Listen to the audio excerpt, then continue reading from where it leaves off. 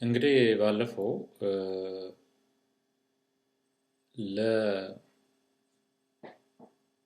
ለደሃና ሀብታም ሀገሮች የሀብት ወይም ደግሞ የብልጽግና ፕሮስፐሪቲ የሚባለው ነው ጋፕ እንደ ምክንያት ተደርገው የሚሰጡ የተለያዩ መላምቶች እንዳሉ ነው። ከነኚህ ሁለቱን ለመጥቀስ ሞክሬያለሁ። ይሄውም የመጀመሪያው ጂኦግራፊ ሃይፖቴሲስ የሚባለው ይሄ የጂኦግራፊ ሃይፖቴሲስ ነው። ያው የጂኦግራፊ ሃይፖቴሲስ የሚለው እንግዲህ ለሀብቱና ለብልጽግናው መለያየት ዋናው ምክንያት ጂኦግራፊው ነው ብሎ ነው የሚያምነው። ይኸውም ሳብሳሃራን አፍሪካ ብንወስድ መሬቱ ደረቅ ነው፣ ወይዘሩ ጥሩ ነው፣ ሰው ፀሐይ እየሞቀ ነው የሚውለው። በትንሽ ምርት መኖር ይችላል፣ ስራ አይወድም፣ ኤክሴትራ ኤክሴትራ ብለው ነው የሚያምኑ። የዘመናዊያኑ ደግሞ የሚሉት ምንድን ነው? ወይዘሩ ትሮፒካል ስለሆነ እና በጣም ሞቃት ስለሆነ በጣም የተለያዩ በሽታዎች አሉ። ማላሪያ አንዱ ነው ለምሳሌ ያህል የወባ በሽታ።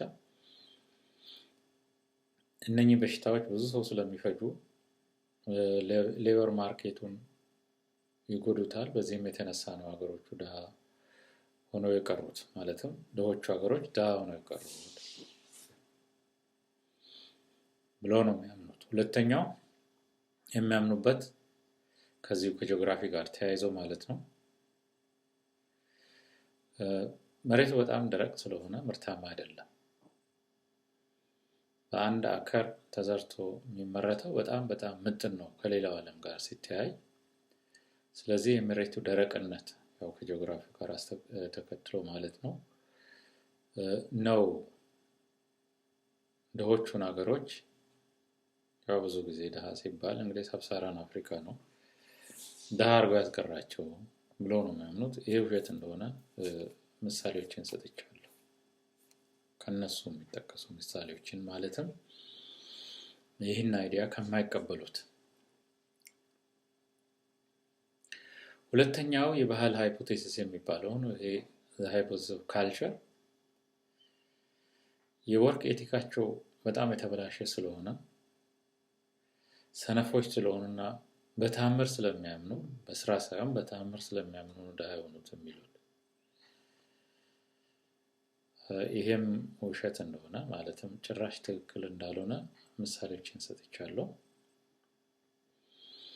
ከዚህም ሌላ ዛሬ ሀብታም የሆኑት ሀገሮች የአውሮፓውያን ማለትም ፓርቲኩላርሊ የእንግሊዝ ኮሎኒዎች ስለነበሩና የእንግሊዝ ካልቸር ባክግራውንዱ በጣም ጠንካራ ስለሆነ ጠንካራ የወርክ ኤቲክ ስላለው ለዚህ ነው ሀብታም የሆኑት የሚልም ምክንያት ያቀርባሉ። ይሄም ውሸት እንደሆነ ተናግረናል። ሌላው የሚያቀርቡት እነኚህ ዛሬ ሀብታም የሆኑት ሀገሮች ያው ሲጠቀሱ እንግዲህ ዩናይትድ ስቴትስ፣ አውስትራሊያ፣ ካናዳ፣ አውሮፓ እንዳለ ማለትም ዌስተርን ዩሮፕ እንዳለ ባይሆን ዌስተርን ዩሮፕ እንበለውና ሀብታም የሆኑት ባክግራውንዳቸው አውሮፓዊ ስለሆነ ነው። ካናዳዎቹም፣ አውስትራሊያዎቹም፣ አሜሪካኖቹም ባክግራውንዳቸው እንግሊዛዊ ነው። ከእንግሊዝ የተውጣጡ ናቸው። ወይም ደግሞ ከሌላው የአውሮፓ ዓለም እና እነኚህ የራሳቸው ማለትም የአውሮፓዊ ሄሪቴጅ ስላላቸው እና ከፍተኛ የወርክ ካልቸር ስላላቸው ለዚህም ነው ሀብታም የሆኑት የሚል ነው። ይሄም ውድቅ መሆኑን ለማስረዳት ሞክሬያለሁ። ከዚህ በተጨማሪ ግን ሌላም ሶስተኛም ቲዮሪ ወይም ሃይፖቴሲስ ወይም ደግሞ መላምት አላቸው። እነሱ እኮ ማቆሚያም የላቸውም። ጥሩ ነገር ግን አንድ የሆነ ሃይፖቴሲስ ቲዮሪ ሲወጣ የቲዮሪው ደጋፊዎች የቲዮሪው ተቃዋሚዎችም አሉ። ምሳሌውን የሰጠኋቸው አሁን ከዚህ በፊት የጂኦግራፊውን ሃይፖቴሲስ እና የካልቸሩን ሃይፖቴሲስ ተከትሎ የሰጠኋቸው ምሳሌዎች በተቃዋሚዎቹ በኩል ያሉት ትንተናዎች ናቸው እንደእውነቱ እና እኔ ራሴ የማምንባቸው። ይሄ ሶስተኛው እንደ ምክንያት ተቀርቦ የሚታየው ሃይፖቴሲስ the ignorance hypothesis የሚባለው ነው። ኢግኖራንስ ማለት ድንቁርና ማለት ነው። ድንቁርና ደደብነት። አንድ ሰው ኢግኖራንት ነው ሲባል እንደው ያልተማረም ብቻ ማለት ሳይሆን ደደብ ነው ማለት ነው። በቃ ደደብነት። ለደሃ ሀገሮች ድህነት ምክንያቱ ኢግኖራንስ ነው። ማለትም ደሃን ሀገሮች ከድህነታቸው ለማውጣት መሪዎቻቸው የሚያስፈልገው ታሌንት የላቸውምና አያስቡም። ኢግኖራንት ስለሆኑ ነው። ማለትም ሩለሮቹ ኢግኖራንት ስለሆኑ ነው ሀገሮቹ ደሃ ሆነው የቀሩት ብለው ነው የሚያምኑት። ይሄ እንግዲህ እንኳንስ የተማረን ሰው የሚያሳምን ሃይፖቴሲስ መላምት ቲዮሪ ይቅርና ላልተማረም አሁን እኛም ሰው ላለ ገበሬ የሚመስል ነገር አይደለም። ለምንድን ነው መሪዎቻችን እንደው ዝም ብለን በጥቅሉ ወደፊት እመጣበታለሁ የኛን ሀገር ራሱ ብናይ ሀገሪቱን ሲወርድ የደሃ ያድርገው ያስቀሯት ደንቆሮ ስለሆኑ አይደለም። ሌላው ይቅርና የተማሩት ይቅርና ያልተማሩትም እና ኃይለ ሥላሴም እንደ ብልህ ነው የሚታዩት። የድንቁርና ጉዳይ ሳይሆን የፍላጎት እና የስትራቴጂ ጉዳይ ነው። ይሄ ለሌላውም ሳብሳሃራን አፍሪካን ሀገሮች ወይም ደግሞ ኤዥያ ውስጥ ላሉ በጣም ደሃ ሀገሮች ትክክለኛ የሆነ ነገር ነው። የመሪዎቹ ድንቁርና ወይም ደግሞ ኖሌጅ እውቀት ማጣት ሳይሆን የመሪዎቹ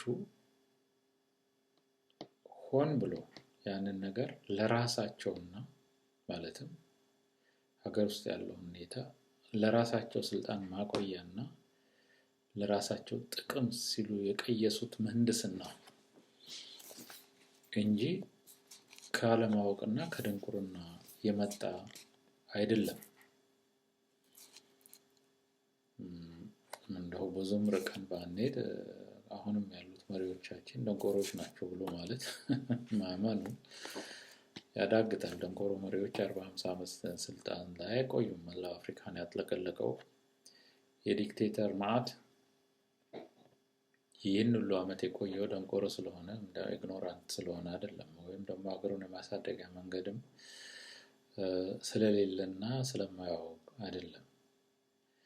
የመምረጡ ስልጣን ላይ ሲወጡ ሀገር እንዴት አድርገው መምራት እንደሚፈልጉ የመምረጡ ኦፕሽን ስላላቸው የሚመርጡት ደግሞ ሆን ብለው ሳያውቁ ሳይሆን ሆን ብለው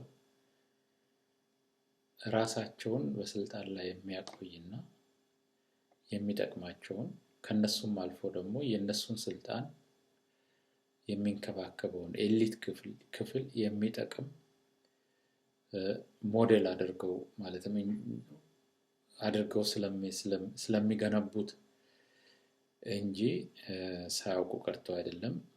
ይሄም በመሆኑ ይሄ የኢግኖራንስ ሃይፖቴሲስ ወይም ደግሞ መሪዎቹ ማሰብ ስለማይችሉ ነው ሀገሮቹን ከድህነት ማውጣት ያልቻሉት የሚለው እንደው ለማንም ሰው ቢሆን ተቀባይነት ያለው ነገር አይደለም። በዚሁ ያቆማል ማለት ነው አክቹአሊ